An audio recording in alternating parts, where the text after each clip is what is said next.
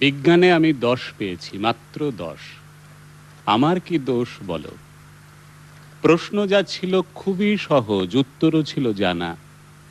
ভাগ্য আমার সহায় ছিল না, পৌঁছতে হলো দেরি।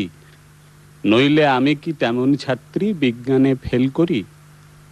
সকাল থেকেই নানা অঘটন, জল খাবারে আস্ত ডিম। রান্নার মাসি নিয়ম জানে না, ডিম খেতে নেই, কেননা গোল। ওমলেট দিলে দোষ কেটে যেত, লেটার মার্কস পেতাম ঠিক। ভাগ্য আমার সহায় ছিল না, যেতে দেরি হলো অত্যধিক। ঘর ছেড়ে যেই বেরুতে যাব, দাদু হেঁচে দিল, হ্যাঁ চোঁ। ঠাকুরমা তাই রেগে মেগে কাই মাকে বললেন, বৌমা, হাঁচি পড়লো, বেরোয় না যেন। টিক টিক টিক তক্ষুনি মা বললেন, ঠিক আছে ঠিক আছে, একটু বসে যাবে টুনি। অগত্যা তাই বসতে হলো। হাঁচির বিপদ যেই না কাটলো, চৌকাঠে পা। আবার পড়লো বাধা, টুনি ঘরে বসে যা। কপালে দিয়েছি দইয়ের ফোঁটা, হাতে বিপদ তারিনি। কোমরে ঝুলছে ঢাউস মাদুলি, বিপদ এড়াতে পারিনি।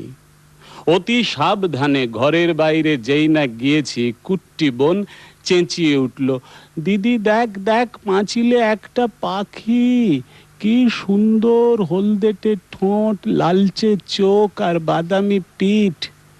তাকিয়ে দেখি পাঁচিলে বসেছে, হায় হায়, ওটা এক শালিক। রিকশো কাকু দিচ্ছে তাড়া, কিন্তু যাবার জন্যেই। বাড়ির সবাই শালিক খুঁজছে, আয় রে শালিক আয়। আরেক শালিক না দেখে টুনি কি করে স্কুলে যায়? শালিক জুটল অবশেষে, রিকশো ছুটলো খুব জোরে, আর দেরি নেই পৌঁছুতে স্কুলে। কিন্তু আমার পোড়া কপাল, হঠাৎ ব্রেক থামতেই হলো। পথ কেটে গেছে কালো বেড়াল। দেরির পরে আরো দেরি, দেরিতে গেলাম স্কুলে। সামনেই দেখি কি সর্বনাশ, বিজ্ঞান দিদিমণি। খুলে বললাম, রাগে গজ গজ, বসতে দিলেন ঘরে। বিজ্ঞানের ছাত্রী হয়ে তুমি ডুবে আছো সংস্কারে। মুক্তমনা দিদিমণি অনেক বকাঝকার পরে প্রশ্নপত্র এগিয়ে দিলেন, খাতা দিলেন। হঠাৎ চেয়ে দেখি পলা নীলা শঙ্খে ভরা দিদিমণির হাতের আঙুলগুলো। বিজ্ঞানে আমি 10 পেয়েছি, মাত্র 10।